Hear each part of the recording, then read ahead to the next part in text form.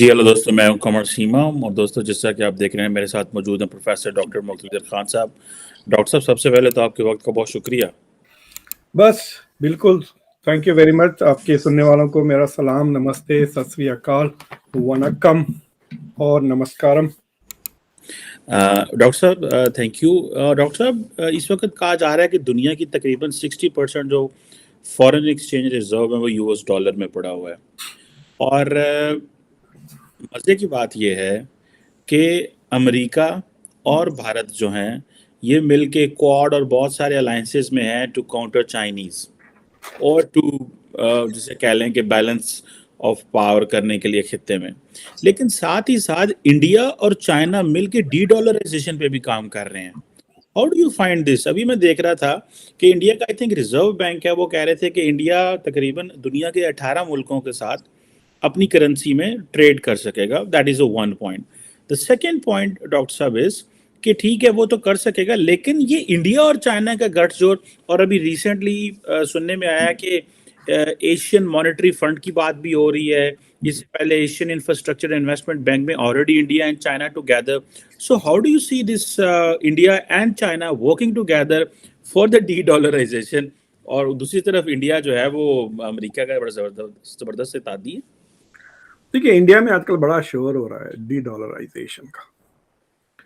It is very strange. India को चाहिए America से टेक्नोलॉजी, कहेंगे प्लीज हमको 5th जनरेशन फाइटर्स के जेट इंजन्स चाहिए, ये चाहिए, वो चाहिए। अमेरिका इनके लिए डिफेंस के लिए बजट भी कर रहा है। एंड देन ऑन दैट कहें आप हमारी मदद करें और हम आपको डुबाएंगे, हम आपका इन्फ्लुएंस कम करेंगे। I mean like I don't understand how both of those things are going to work simultaneously. I don't think कि India China are working together, लेकिन they are working towards the same goal. ठीक है, तो let's say कि America, देखिए अगर America और China bipolar situation में आ जाते हैं ना, तो जीरो सम गेम हो जाएगा। और जीरो सम गेम का ये होगा कि if India undermines the dollar, it will benefit the yuan. So for example, इस हफ्ते जो ब्रिक्स के 2 मुल्क हैं, चाइना और Brazil, they have signed an agreement to do trade in yuan. तो चाइनीज करेंसी में ट्रेड करेंगे ये। It's a big thing because Brazil बहुत बड़ा मुल्क है, बड़ी इकोनॉमी है उसकी, और काफ़ी क्या कहते हैं, नेचुरल रिसोर्सेस बहुत ज़्यादा है। पिछले 4-5 साल में उसकी economy hasn't been doing well. ये उनका ट्रम्प आया हुआ था, उसने डुबा दी ब्राज़ीलियन इकोनॉमी को, but eventually it will recover because it has a lot of natural resources. देखिए, so for example, it's like saying कि भैया एक तो खाली बातचीत करने वाले, लाइक आप मार्केटिंग एक्सपर्ट हो, खाली बोलते हैं कुछ, लेकिन अगर आप कंप्यूटर साइंटिस्ट हो या फार्मासिस्ट हो तो आप एक्चुअली चीज़ें बना सकते हैं ना, यू हैव स्किल सेट्स। तो उस तरह से इनके पास नेचुरल रिसोर्स है, जैसे रशिया के पास नेचुरल रिसोर्सेस है, जिसके वजह से इकोनॉमी उल्टी पुल्टी हो गई सारी दुनिया की, right? But so Brazil has lots of natural resources, जिसके बेसिस पे जो युआन का ट्रेड अगर होगा तो it could be pretty high. एक वो चीज़ है। दूसरी चीज़ ये है कि डी डॉलराइजेशन की जो गुफ्तगू हो रही है वो 40-50 साल से चल रहा है। सब 40-50 साल से हर मुल्क के ख्वाब है ये कि डी डॉलराइजेशन हो जाए। दूसरी चीज़ ये है कि रशिया पे जो सैंक्शंस लगे ना, ये तो मैंने जो पहला यूक्रेन पे, मेरे पास एक प्लेलिस्ट है ऑन यूक्रेन पे, हर 6 महीने को मैं एक शो करता हूँ यूक्रेन पर, सोलो कॉन्वर्सेशंस पर। तो मैंने पहले शो में कहा था कि ये वेपनाइजेशन ऑफ जो इंटरनेशनल फाइनेंशियल जैसा स्विफ्ट है, वो it's going to backfire on the US. और तो फॉर एग्जांपल, अब आपको ऐसे इंटरनेशनल अग्रीमेंट में जाने से झिझकेंगे जिसमें आपको डर है कि it can be used against you, right? और स्पेशली चाइना जो थिंग्स के अगर कोल्ड वॉर टाइप सिचुएशन शुरू हो गया, देन चाइना की इकोनॉमी को the US can potentially destroy by chucking it out of SWIFT. So ये कोशिशें तो बहुत की जा रही हैं। और इस साल रशिया ने 2 चीज़ें की हैं। एक, कि it is trading with other countries in yuan, ठीक है, डॉलर में नहीं कर सकता बिकॉज स्विफ्ट की वजह से नहीं कर सकता, and it is trading with मतलब मुझे कंट्रीज के नाम नहीं याद आ रहे, लेकिन 6-7 कंट्रीज के साथ हैं जिसके साथ वो ट्रेड हो रहा है। अभी पहली बार एक वेस्टर्न कंट्री यानी France has signed A deal with China जिसमें ट्रेड युआन में होगा, not in Euros, not in dollars, but in yuan. So this is a big victory for China. It's getting a Western country which is tied to a very strong currency. उसको compel किया कि भाई नहीं आप हमारी currency में trade करें, right? So that is it's like saying कि भाई इंडिया श्रीलंका से ट्रेड कर रहा है और कह रहा है कि श्रीलंका की करेंसी में करेगा. सो that is something very significant that has happened. जहां तक कि इंडिया की बात है, अभी तो इंडिया इज सेइंग कि I intend to do it. देखिए, जो इंटरनेशनल करेंसी है उसके 3 चीज होती हैं. एक तो रिजर्व करेंसी, ठीक है, तो अगर आप रिजर्व करेंसी है, दूसरा ट्रेड है, तीसरा करेंसी का ट्रेड है, यानी करेंसी को बेचना और खरीदना. तो मैं आपको तीनों की चीजें मैं बताऊंगा. तो आपने जो 60% कहा वो आईएमएफ का डेटा है, राइट? आईएमएफ की वेबसाइट से आपको मिला कि ग्लोबल रिजर्व करेंसी में द यूएस इज अराउंड 59%. तो वो मैप पे मैं देख रहा था, अगर आप उस मैप को जाकर देखें, आईएमएफ की वेबसाइट पर है एलोकेटेड रिजर्व करेंसीज फॉर 2022.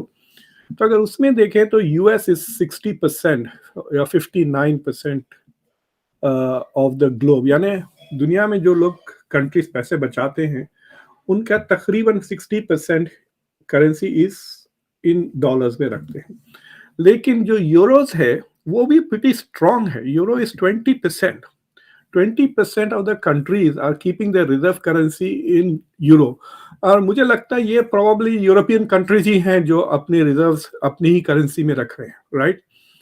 और शायद यूएस, कनाडा जो यूरोप के साथ हेविली ट्रेड करते हैं, जैसा कि जापान और मेरे ख्याल से चाइना खुद थोड़ा बहुत उसका रिजर्व्स यूरो में रखता है, क्योंकि वो तकरीबन $1 ट्रिलियन का वो ट्रेड करता है विथ यूरोपियन यूनियन. उसकी जो बात जो थर्ड पोजीशन आती है ना, वो है जापानीज येन की. यूरो के बाद Japanese yen is 5th place और British pound is in 6th place, यानी दोनों तकरीबन 5% के हैं. उसके बाद ये आता है आपका Chinese yuan which is about 3%, और फिर कनेडियन डॉलर और फिर ऑस्ट्रेलियन डॉलर. ये सारी चीजें 3%. बाकी की सारी दुनिया के सारे करेंसीज 3% है. सो इससे साफ जाहिर होता है कि एटलीस्ट जहां तक के रिजर्व करेंसी का सवाल है उसमें India is not a big player. It is just part of that total 3%, यानी पूरे करेंसी जिसमें सऊदी रियाल भी आ सकता एंड व्हाटएवर. सो जो स्मॉल प्लेयर्स है वो कैनेडियन डॉलर है, ऑस्ट्रेलियन डॉलर है, ब्रिटिश पाउंड स्टर्लिंग, ये है. So nobody is more than 5% जो येन है, not yuan. Yuan is at 3%, yen is at 5%. Then it's the US, right? दूसरी चीज ये है कि करेंसी जो इंटरनेशनल ट्रेड होता है, तो एक फोर्ब्स मैगजीन में एक बहुत इंटरेस्टिंग आर्टिकल छपा है कॉल युआन्स पाइप ड्रीम्स कहकर, कि yuan is trying to replace China. Basically डरा हुआ है कि जिस तरह से रशिया पे सैंक्शंस लगे हैं उस तरह से सैंक्शंस उस पे लग जाएंगे from the US. India is not worried about sanctions from the US, right? India wants de-dollarization for I really don't know कि इंडिया के लिए क्या है, क्योंकि इंडिया के पास $600-700 बिलियन से ज्यादा रिजर्व्स है डॉलर्स की. But I don't know why it wants to. Maybe it is also afraid कि रशिया से तेल खरीदते रहेंगे तो शायद हम पे भी. ये जो एक छोटा सा सवाल ऐड कर दूं इसमें डॉक्टर साहब, ये जो आजकल बात की जा रही है कि this is going to be the India century, तो ये बेसिकली ये वो जो जिसे क्या कहते हैं स्ट्रेटेजिक कम्युनिकेशन हो रही है बेसिकली, क्योंकि लार्जली जो आजकल इंडिया के अंदर जो फॉरेन पॉलिसी की डायरेक्शन या डिस्कशन होती है, कहा जाता है कि वो डोमेस्टिक गेन्स के लिए, वो इलेक्शंस के लिए। तो आपको लगता है कि ये इसलिए भी की जा रही है कि दुनिया को बताया जाए कि इंडिया की करेंसी तगड़ी हो रही है, और psychological factor and political factors शायद उसके लिए भी कर रहे हैं, और साथ में उन्होंने मुआहदे भी कर लिए हैं 18 मुल्कों के साथ। एक्चुअली द डिस्कशन तो कुछ 75 कंट्रीज से हो रहे हैं। अभी मलेशिया के साथ इंडिया का रुपी ट्रेड हो गया है। See the problem for smaller currencies like yuan वगैरह ये है कि आप जैसा कि अगर आप मलेशिया हैं और आपने इंडिया को वो कुकिंग ऑयल इस तरह की चीज़ें बेचते हैं, सो अगर आपने, और तकरीबन इंडिया का कुछ $50 बिलियन का दोनों का ट्रेड है इंटरनेशनल, जैसे कि आप एक्सपोर्ट कर रहे हैं इंडिया को $10 बिलियन वर्थ ऑफ स्टफ, ठीक है, तो $10 बिलियन कुछ 80,000 करोड़ के करीब आ जाता है, राइट। 80-25, तो आपके पास अब 85,000 करोड़ रुपये बैठे हुए हैं आपके बैंक में। आप इसका क्या करेंगे? या तो इंडिया से अगर आपके पास रोबस्ट इंपोर्ट्स हैं, then it comes in handy, right. और I am not very sure. So for example, अगर आप तेल बेच रहे हैं and then you want to go and say India से लेट्स से कार्स खरीदना चाह रहे हैं, will Indian car company say no? वो कह सकती है आई वांट डॉलर्स और euros, I don't want rupees. Rupee तो मेरे पास बहुत है, मुझे डॉलर चाहिए बिकॉज मुझे इंजन खरीदना है रशिया से या इंजन खरीदना है अमेरिका से, right. So it is not necessary that all Indian companies will take rupee from a foreign country unless India makes it a law, and that could hurt India's growth rate or GDP growth. दूसरी चीज ये है कि अगर आप जैसा मैं कह रहा था कि जो ग्लोबल ट्रेड हो रहा है ना, तो उस ग्लोबल ट्रेड में जो डेटा अवेलेबल है 2022 के फर्स्ट हाफ का अवेलेबल है, उसमें 70% ट्रेड डॉलर में हुआ और 2% यूरो में हुआ, सॉरी युआन में हुआ, ग्लोबल ट्रेड। तो फॉर एग्जांपल, अगर जिम्बाब्वे ट्रेड करता है विथ सम यूरोपियन कंट्रीज और उस 70% जो ट्रेड हुआ है डॉलर में, many of those deals the US was not party, ठीक है। लाइक अगर पाकिस्तान और बांग्लादेश, आई थिंक बांग्लादेश से कुछ खरीदते हैं ना पाकिस्तान चीजें, तो अगर वो जो ट्रेड अगर होता, that is most probably going to be in dollars. What India needs is कि पाकिस्तान और बांग्लादेश के बीच में भी अगर ट्रेड हो, then it should happen maybe in Indian rupees. So वो करेंसी की लेवल पे हो जाता है ना। So that is the challenge. दो वजूहात है, एक कि अगर आपकी करेंसी हैज इंटरनेशनल, क्या बोलना चाहिए, wait, then it gives you a lot of soft power. उसके बाद it gives you lot of economic power. और तीसरी, it protects you from sanctions from the US. US ने जो रशिया के साथ सैंक्शंस करके बेसिकली डरा दिया है मेनी कंट्रीज को जो अमेरिका के हेजेमनी के बाहर रहना चाहते हैं, जिसमें ब्राजील भी है। सारे BRICS countries are big on it.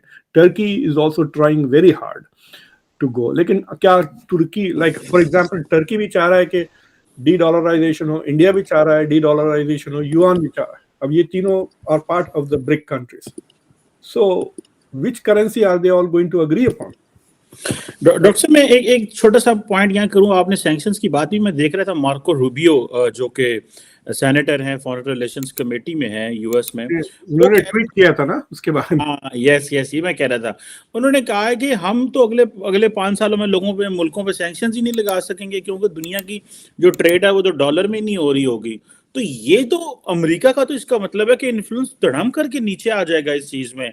जैसे फॉर एग्जांपल उन्होंने रशिया को स्विफ्ट से निकाला, the way you are talking recently. तो ये तो अमेरिका, तो वो जो बात हो रही थी कि अमेरिकन इन्फ्लुएंस कम होगा, तो आपको लगता है कि ये तो फिर how do you see this as? It is not happening like people are talking. There is more talk than reality. So for example, आपको पता है कितने जो लोग रिजर्व्स रखते हैं ना डॉलर्स, वो अमेरिकन गवर्नमेंट के बॉन्ड्स भी खरीदते हैं, right. So for example India US के जो एक्सटर्नल क्रेडिटर्स हैं, China is one of the biggest. India China से लोन नहीं ले रही है अमेरिका, ये नहीं कि पैसे दो हमें। What is happening is selling their government bonds and that is what China is buying. तो यूएस का जो डेट है, एक्सटर्नल डेट है, उसमें येन और युआन दोनों काफी ज्यादा होल्ड करते हैं। But that is not like we are not, जैसा जैसा आपकी कंट्री जाके बोरो कर रही है ना पैसे किसी country, US is not borrowing, it just selling government bonds जिसमें चाइना इन्वेस्ट कर रहा है, they are buying the government bond. तो उसमें क्या होता है कि एक म्यूचुअल डिपेंडेंसी बढ़ जाती है। then China wants the US economy to remain robust because then they want the dollar to be strong, they want। दूसरी चीज ये है कि अगर डॉलर कमजोर हो जाता है तो American exports will boom. The way Chinese export a lot of them. China पे एक तो शिकायत तो ये हो रही थी ना कि खासतौर से वर्ल्ड इकोनॉमिक फोरम में जो गड़बड़ होती है, चाइना अपनी करेंसी को डेलिबरेटली लो रखा हुआ है ताकि it can export high, right, to keep a high.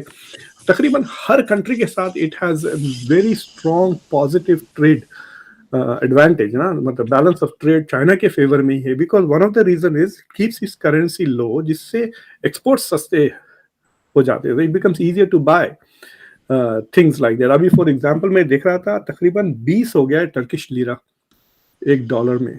मुझे याद है जब मैं पहली बार गया था तो वो $2 भी नहीं था, $2 से कम था। तो मैंने थोड़ी महंगी चीजें खरीद ली थी। अब मैं सोच रहा हूँ यार अभी रुक जाता तो मैं 10 गुना ज्यादा चीजें खरीद सकता था, right. In the same dollar amount I can buy 10 times more things than I bought from Turkey. So exports become more lucrative. But अगर आपको डेट सर्विसिंग करना है जैसा पाकिस्तान का प्रॉब्लम है, then you will have a problem if your currency is low compare to the dollar.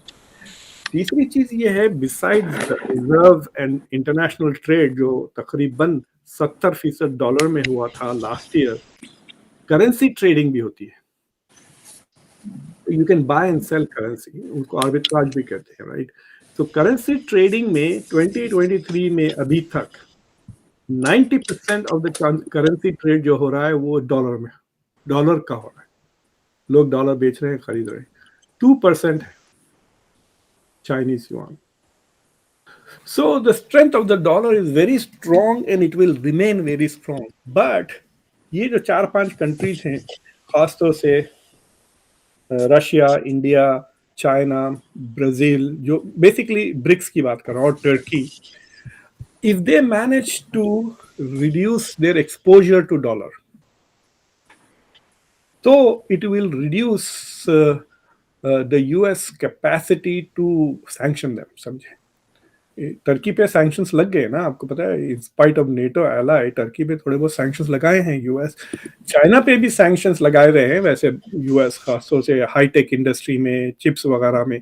So China is the biggest potential target of US sanctions. तो सबसे ज्यादा वो डरा हुआ है, but it is by being the second biggest economy it is able to convince. मतलब I am very impressed कि उन्होंने फ्रांस को कंपेल कर दिया कि आप युआन में डील करें, because France is weakening US capacity to sanction China by dealing with them.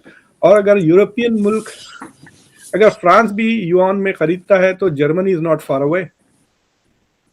और देखें उसके बाद क्या होता कि अगर इनके पास पैसे, वन रीजन व्हाई ये countries are eager to do trade in yuan is because they are exporting less and buying more। तो इसका मतलब ये इनके पास सरप्लस युआन पड़े नहीं रहेंगे, right. So they are buying more, so they won't have surplus yuan left at the moment, but we'll see के course correction भी हो सकता है ना। Next president of the US who comes in 2024, वो ही में रिकग्नाइज के अरे डॉलर को ये वीक करने की कोशिश कर रहे हैं, एंड दे में स्टार्ट पुटिंग कंडीशंस कि भाई आप हमारे से जब खरीदेंगे चीजें तो आप हमारे से डॉलर में लें। And the US doesn't make such demands now, वो खुद से ऑटोमेटिकली बन गया है ना।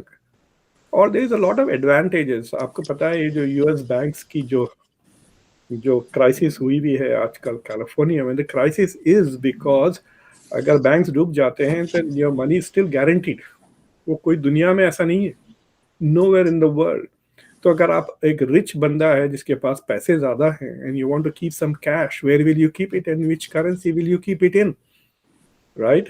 अगर आप बहुत अमीर कनेडियन हो, या तो कनेडियन डॉलर्स में रखोगे या यूरोज में रखोगे या अमेरिकन डॉलर्स में रखोगे, वो युआन में या टर्किश लीरा में या इंडियन रुपीज में। रूबल्स तो कोई अभी तो हाथ भी नहीं लगाएगा। रशिया खुद अपने पूरे रिजर्व्स युआन में कर दिया है इसने इस साल 2023 से, to trade in yuan and it is. तो एक किस्म से वो जो लोग कह रहे हैं ना कि Russia might become a vessel state of China, it is. मैं लास्ट टाइम कनाडा गया था तो आईएसए की कॉन्फ्रेंस के लिए, तो मैं एक करेंसी एक्सचेंज ही नहीं किया। मैंने सिर्फ अमेरिकन डॉलर्स पे ही चलाया, जान पे आ रहा था मुझे जाके चेंज, और उस जमाने में बहुत कम फर्क था। तो sometimes I was paying a little bit extra but I didn't care because it was not worth it के बैंक पे जा रहा है और करेंसी चेंज कर रहे हैं। फिर देन जब वो वापस आते हैं वो पड़े रहते हैं फिर then you know. So everybody, भाई छोटा छोटा जगह मुझे अच्छी तरह से याद है। मैं एक जगह $1 की चीज ली और अमेरिकन डॉलर दिया, उसने ले लिया। So it's like that. यहाँ पे नहीं चलता, यहाँ पे कोई नहीं लेता कनेडियन डॉलर यूएस में। हाँ, बड़ी बड़ी करेंसी है ना ये, तो क्यों लेंगे। हाँ, नेक्स्ट टाइम जाके देखें। बट वहां पे तो सब डॉलर ले रहे थे। बहुत जगह तो खुशी खुशी लेते हैं, डिस्काउंट भी दे देते हैं अगर आप डॉलर से अगर शॉपिंग करने जाते हैं। तो लाइक टर्की में हम लोग नवंबर में थे and people were very happy to take cash, incentivize कर रहे थे वो कैश, और दे वर प्रेफरिंग के वी पे इन डॉलर्स। टर्की में ना कोने कोने पे एटीएम मशीन्स लगे होती हैं and you can take out the currency in any currency, which is very interesting. आप डॉलर भी ड्रॉ कर सकते हैं, यूरो भी ड्रॉ कर सकते हैं, टर्किश लीरा भी विड्रॉ कर सकते हैं। सो दे वुड टेल अस कि we will give you 10% discount if you give dollars वहां पर।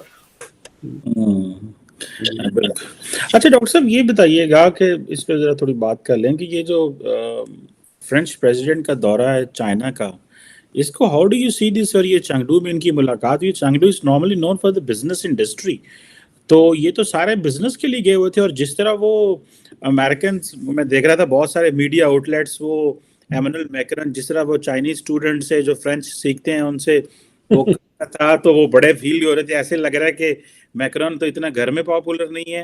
वो उधर पेरिस में प्रोटेस्ट हो रहे हैं, लोग जो है ना वो पेंशन वेंशन के मसले में इस पे आगे पीछे गालियां दे रहे हैं, और ये चंगडू में जो है वो पॉपुलर लीडर बना हुआ है। तो how do you see his visit there. French media को देख रहा था, वो काफी मजाक उड़ा रहे थे, जैसे इसका John F Kennedy moment. France पे वो बड़ा मतलब नो सिक्योरिटी नथिंग, वो बस पब्लिक में घुस गया था एंड सारे के सारे वेरीफाइड चेक्ड बंदे। इसके बावजूद बड़ी सिक्योरिटी थी। सो आई एम नॉट श्योर के it was like a basically इन्होंने थोड़ा मसाज कर दिया है मैक्रॉन के ईगो को। यस। और जी जिनपिंग को एक्स्ट्रा मजा आ रहा होगा क्योंकि आपको पता है पिछले चंद हफ्तों से Biden has been trying to talk to Xi Jinping on the phone, और वो फोन नहीं उठा रहा। He is not answering the phone, यानी मतलब आंसरिंग तो मैं मजाक से कह रहा हूँ। Obviously the ambassadors are saying each other and he is not responded. ना तो वो जेलेंस्की को फोन किया, ना बाइडेन का फोन ले रहा है वो। एंड देन नाउ मैक्रॉन को कर रहा है, जाहिर है मैक्रॉन युआन में डील कर रहा है। सो देखिए पिछले 4-5 महीने से 4-5 महीने का अगर आप बैक देखें तो ऐसा लग रहा है कि ये सब जाके माथा टेकने आ रहे हैं बीजिंग के लिए।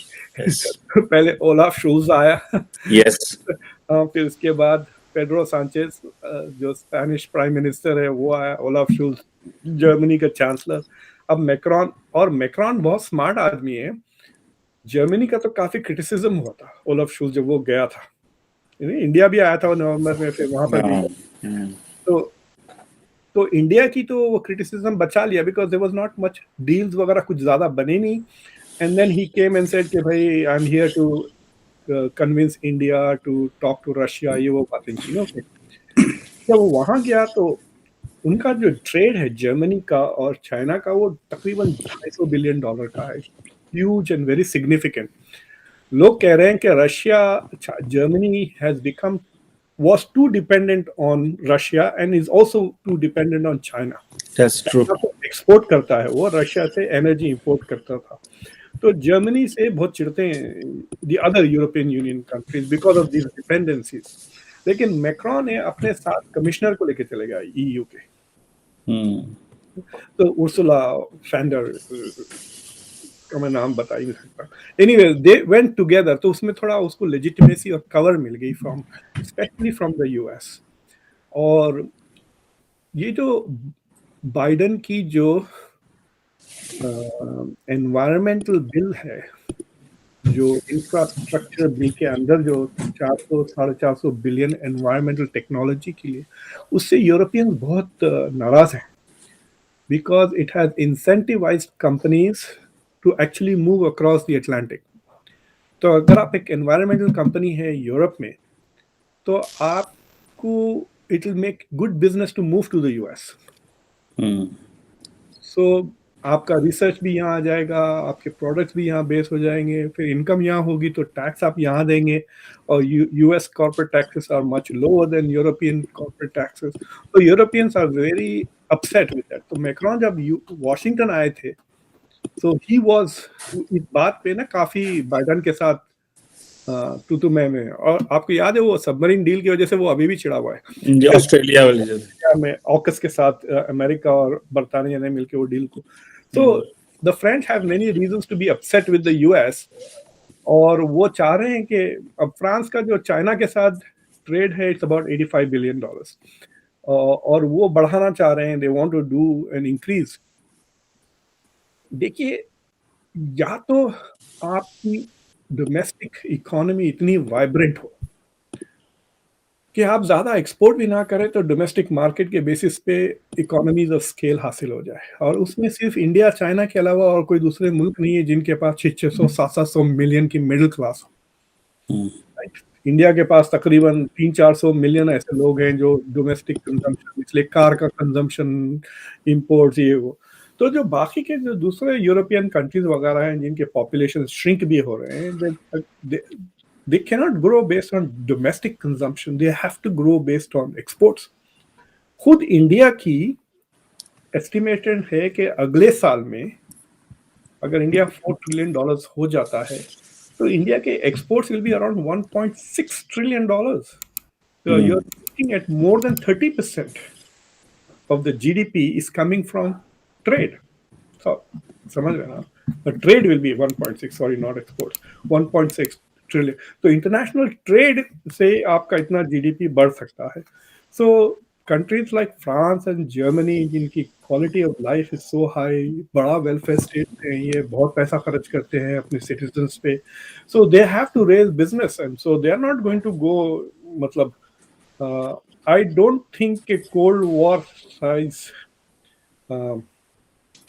तो दो टेक्निकल चीजें सामने आती हैं वो उसके ट्रिप से। तो एक कि अमेरिका में एक रट लगी हुई है कि डीकपलिंग की, we will decouple with the Chinese economy, Chinese की इकोनॉमी से डीकपलिंग कर। काय का डीकपलिंग हुआ? अगर आप लास्ट ईयर की ट्रेड देखें तो तकरीबन $750 बिलियन का ट्रेड हुआ दोनों मुल्कों के बीच में। अमेरिका के लिए it was the best export to China year था, और तो sold, so there was no real decoupling. बातचीत तो बड़े बड़े कर रहे हैं लेकिन डीकपलिंग तो इकोनॉमिकली नहीं ही हुई। अलबत्ता सैंक्शन जरूर लगे ऑन वो चिप मैन्युफैक्चरिंग वगैरह के। बट यूरोपियंस खुलेआम कह रहे हैं कि we do not believe in decoupling, we do not believe in bloc politics. ये जो डेमोक्रेटिक ब्लॉक है, अथॉरिटेरियन ब्लॉक है, चाइना वर्सेस, इसको रिजेक्ट कर दिए। मैक्रोन ने तो लिटरली रिजेक्ट किया है। और उसला जो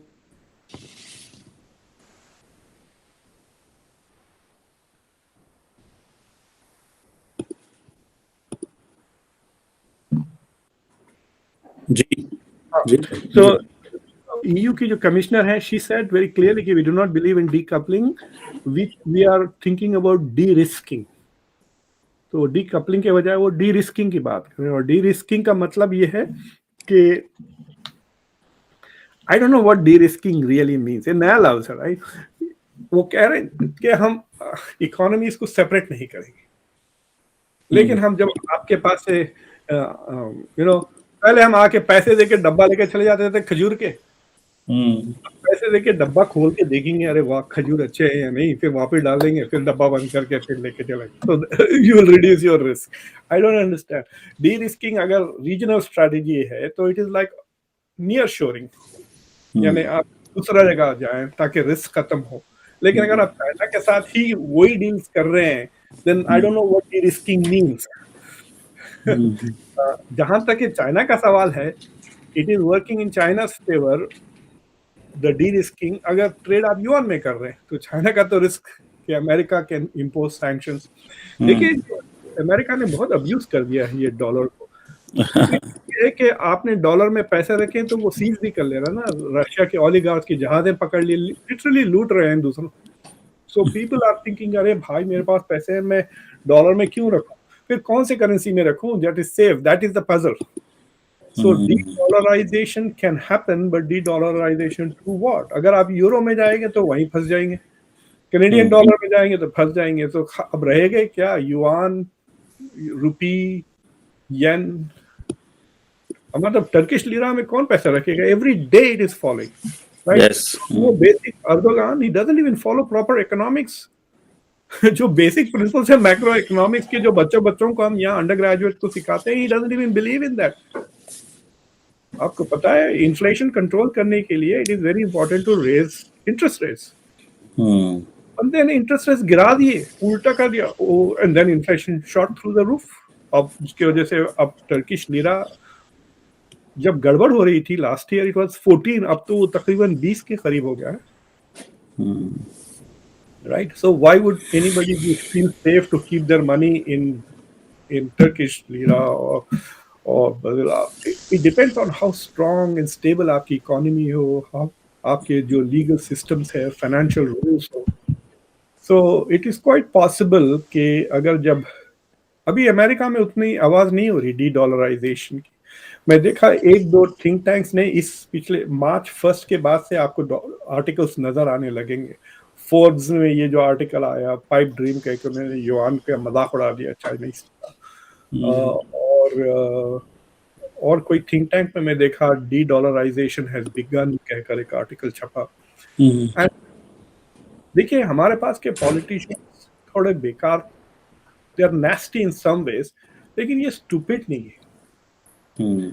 अगर आप सबसे अजीब से बदतरीन आदमी को ले लें, टेड क्रूज को, सेनेट में, वो भी हार्वर्ड लॉ से लॉ किया हुआ है, right? So he may say weird things, but I can explain to him de-dollarization and its implications very quickly. समझे ना? 2 मिनट में समझ जाएगा।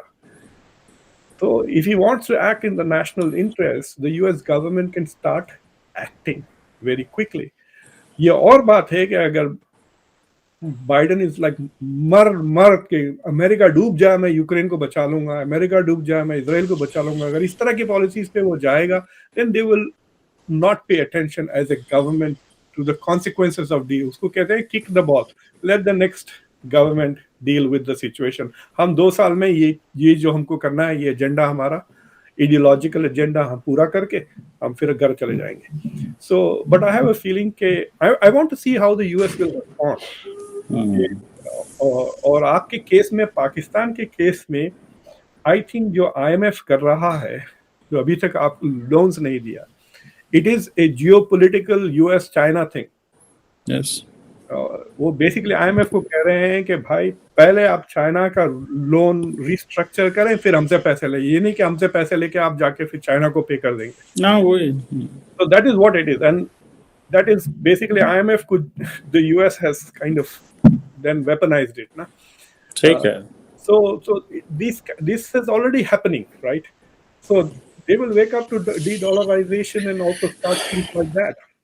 लेट्स सी क्या होता है इसमें। अब तो वो जो आपने सही कहा कि they have weaponised dollar, Swift, IMF, financial institutions. So all if what the Malaysian Prime Minister Anwar was talking with the Chinese कि वो proposal तो मलेशियन चाइनीज ने मलेशियन को दिया कि तुम मेरे सामने बोलना और मैं कहूँगा यस। तो वो उसने कहा एशियन मॉनेटरी फंड में। तो लेट्स सी ये जो नए नए बैंक बनते हैं, हम वो पढ़ते थे, जोसेफ नाई कहता था कि there is an institutional hegemony and the response should be institutional.